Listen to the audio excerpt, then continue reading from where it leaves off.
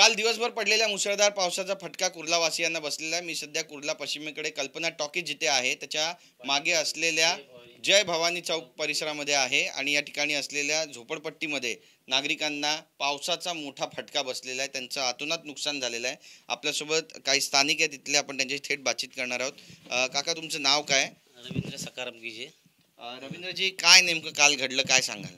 काल पहाटे सकाळी 8 वाजता पाणी आमच्या घरात घुसलं। अचानक पाणी आलं, त्यामुळे सर्व धावपळ झाली। भरपूर पावसाचा जोर होता आणि परिसर एवढा खालोखाल गेला की पूर्वीपासून तसंच आज बऱ्याच वर्षापासून इथं पाणी जमा होतं, पण कोणी इथं आलेलं नाही। पावसाचं पाणी हा नेहमीच मला बोलूचं वाटतंय की पावसाच्या अगोदर आम्ही जी काळजी घ्यायची असते, म्हणजे समजा गटार साफ करणे, नाले साफ करणे, आम्ही महानगरपालिकेकडे जातो, आमचे जे नगरसेवक आहेत त्यांच्याकडे जाऊन आम्ही रीतसर लेटर देऊन सगळं करतो, पण कोणीही येत नाही इथे। तर आम्हाला अशी पूरग्रस्त परिस्थिती आम्हाला भोगावी लागते। आणि समजा पाणी उतरलं, मग आमचं डेलीचे रुटीन कसं त्यांचं चालू करतो, पण नंतर कोण येत नाही बघायला। तुम्ही ज्या टायमाला अस्तित्वात असता किंवा तुम्ही यायला पाहिजे तेव्हा कोण येत नाहीत। सगळे झाल्यानंतर येणार किंवा काय झालं, कसं झालं, मग सगळे येणार ते लोक। चालूच करावी लागते ना, कारण काय करणार, आमचं हेच त्याच्यावरती आहे, तर आम्हाला ते चालूच करावं लागतं। तर बघा तुम्ही कसं अस्तव्यस्त सगळं पडलेलं आहे, सगळं नुकसान झालं तुमचं आणि कसं तुम्ही स्वतःला सावरले? असं सगळं काय करणार, थोडं थोडं करून आम्ही आपला पोटमाळा आहे त्याच्यावर थोडं सामान टाकलं, थोडं जे भिजलं ते सगळं आता आम्ही काल 3-4 गोण्या नेऊन तिकडे कचरापेटीमध्ये टाकल्या। काय करणार त्याला, पूर्ण सगळं जातं। नुकसान झालं तुमचं, ते फ्रीज मधलं जेवढं सगळं होतं तेवढं सगळं भिजलं, तेवढं सगळं नेऊन फ्रीज मधलं टाकून दिलं। हे कांदे बटाट्याचे शिके होते ते टाकून दिले, गाद्या याच्यावरच्या होत्या त्या फेकून दिल्या। काय उचलता आलं नाही, एवढं पाणी बरोबर आलं आणि इथपर्यंत आमच्या घरी इथपर्यंत पाणी होतं। अच्छा, मग या एवढ्या पाण्यामध्ये भीती वाटली मनामध्ये? अहो, भीती काय, मनाचं तेवढी तयारीच करावी लागते ना आम्हाला। हे दरवर्षीचं आमचं आहे, दरवर्षीचं आम्ही एक असं हे दिलं होतं, ॲप्लिकेशन दिलं होतं BMCला की आम्हाला एक मोटार द्या मोठी। तर एक मोटारच्या साह्याने थोडा तरी आम्हाला फरक पडला असता की आम्ही पाणी बाहेर रोडपर्यंत किंवा ह्या बाजूला कोणत्याही जिथे जी हे आहे तिथे पाण्याचा पाईप आम्ही सोडून काहीतरी वाढीची। आज आम्हाला 10 वर्ष झाली ती आम्हाला मोटार नाही मिळत आहे, मग अजून आम्ही याच्यापेक्षा वेगळं आम्ही काय करणार आणि कोणाकडे आम्ही जाणार? व्हायला पाहिजे ना। मानसिक त्रास होतो ना, खूप त्रास होतो। अहो साहेब, पाऊस पडायला लागला ना तर रात्री आम्हाला झोप येत नाही। आमची पुरी वाडी, आमच्या पूर्ण चाळीची घरं सगळी जागी असतात। ज्यांनी 1+1 केले त्यांच्या घरातून पाणी गेलं ते लोक पण जागी असतात आणि आमची वाडी एवढी सतर्क आहे आणि एकमेकाला एवढी सहाय्य करून आहे ना, जरा पाण्याचा लोंढा आला, काही जास्त पाऊस झाला तरी एकमेकांची दारं ठोकून एकमेकाला जागृत करतात। आम्ही आमचं सांभाळून घेतो, पण आम्हाला सांभाळून घेणारं कोणीच नाहीये। आज बघा तुम्ही पाणी उतरलंय। आता महानगरपालिकेला कळायला पाहिजे की तुमचे जे कामगार आहेत तिथे प्रत्येक एरियामध्ये झोपडपट्टी जाऊन साफसफाई केली पाहिजे। आता पूर्ण मैदानाची साफसफाई, आमच्या एरियातली साफसफाई आम्ही स्वतः स्थानिक करतोय। त्यांना कळायला पाहिजे ना की बाबा आता पाणी उतरलेलं आहे, तुम्ही साफसफाई जाऊन केली पाहिजे, सगळं केलं पाहिजे। कोणी नाही येते। आता हे पुढचे जे 3-4 दिवस आहे ते आम्हाला सगळं साफसफाई करायला लागणार आहे। मग आता आम्ही एक्झॅक्टली जायचं तर कोणाकडे जायचं? आणि समजा हे महानगरपालिका जर तुम्ही बनवली आहे, तुमचे नेते लोक आहेत कोण आहे, ते एक्झॅक्टली आम्ही जाणार तर जाऊन तुम्ही पुढे काय करणार? काहीच फायदा होत नाही। महत्त्वाचं म्हणजे काय, म्हणजे एअरपोर्टमुळे आमच्या पुऱ्या खुर्ला संताकुर्सी चेंबूर लोकांची एवढी परिस्थिती घाणेरडी झालेली आहे ना, त्याच्यासाठी काहीतरी करायलाच पाहिजे।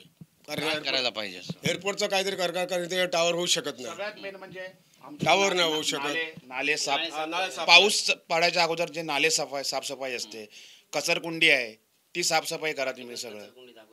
तुम्ही पाहिजे एकदा पाठी पण व्हिजिट करू शकता तुम्ही। एवढा कचरा झालेला आहे, आम्ही BMCला किती लेटर दिले तरी कोणी येत नाही। काय पाठचे जे हॉटेल्स वगैरे आहेत त्यांना आम्ही सांगितलेलं की बाबा इथे कचरा टाकू नका, जे रात्रीच्या नंतर येऊन किती पाहिजे एवढा कचरा टाकतात, तो कचऱ्याचा लोंढा सगळा आमच्या इथे येतो। आता समजा आम्ही प्लस बाय उंच वाढवायचा प्रयत्न केला तर BMC पहिली पैसे, पोलीस पैसे, आता आम्ही कर्ज काढून रूम बनवणार का, ह्या परिस्थितीत राहणार का ह्यांना पैसे देणार? रवींद्रजी, काल जेव्हा पाणी तुमच्या अर्धा कपाटभर भरलं त्यावेळी तुमची पहिली रिॲक्शन काय होती? पहिली रिॲक्शन म्हणजे काय, अचानक सामान उचलण्याच्या मागे आम्ही धावपळ, आम्ही जीव वाचवणार की आमचे सामान बघणार, त्यासाठी आमची धावपळ चालू आहे। कपाटातले सामान, घरातली इतर वस्तू सर्व नुकसान झाली, बाहेरचं सर्व जीव अन्न खाणं बनवलं ते पण केलं, ते पण खराब झालं. मग काय करणार? मग जीव वाचवण्यासाठी आम्हाला बाहेर पडावं लागलं. मी इथे माझ्या मुलांनी मला उचलून घेतलं बाहेर, तसं आम्ही बाहेर गेलो. मग काय करणार? पण तेवढ्या याच्यामध्ये कोण आलं नाही इथे, एवढ्या याच्यामध्ये पण कोणी आलं नाही, अजूनही आलं नाही कोणी. मी तर बोलतो स्थानिक नेते, नगरसेवक, आमदार कोणी नाही. नगरसेवक आमदार आता सध्या आता इलेक्शन वगैरे येईल त्यानंतर नगरसेवक डिक्लेअर होईल. पण सध्या आता जे आहेत ते महानगरपालिकेच्या हातात आहे. पण एवढं मोठं महानगरपालिकेचं ऑफिस बनवलेलं आहे.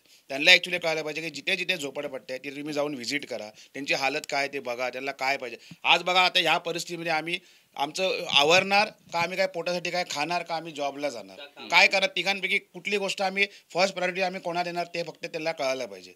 एकतर आम्ही जॉबला गेलो तर आमची परिस्थिती सगळी अशी राहणार. समजा जॉबला नाही गेलो तर दिवसभर हे साफसफाई करणार, खाणार काय, परत जेवण बनवा, त्या घाणीच्या ह्याच्यामध्ये जेवण बनवा. काही जेवण अन्न काही राहिलंय, धान्य काही राहिलंय?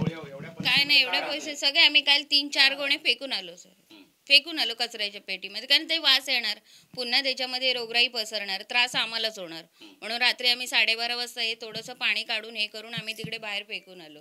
आणि ते पाणी जात नव्हतं तर एवढं माझ्या घरात परत पण पाणी होतं, कारण लाद्यांमधून पाणी येत होतं. तर रात्री 3 वाजता आम्हाला ते सगळं आटपावं लागलं. 3 वाजेपर्यंत आम्ही कामं करत होतो. आता सकाळचे 2 तास झाले, आता हे परत सगळं आवरायचंय. काय करणार? आपण पाहतोय बघा, पूर्ण संसार या ठिकाणी उघड्यावर पडलेला आहे. आणि कुर्ल्यामध्ये काल ज्या पद्धतीनं पाऊस पडला त्याने अनेक कुटुंबाची अशीच अवस्था झालेली आहे आणि बऱ्याच लोकांना याचा नाहक त्रास होतो. एक खंत हे सगळे व्यक्त करतात की स्थानिक प्रतिनिधी कुणीही त्यांच्या मदतीसाठी धावून आलं नाही. कॅमेरा पर्सन योगेश गुरवसह गिरीश गायकवाड, TV9 मराठी, मुंबई.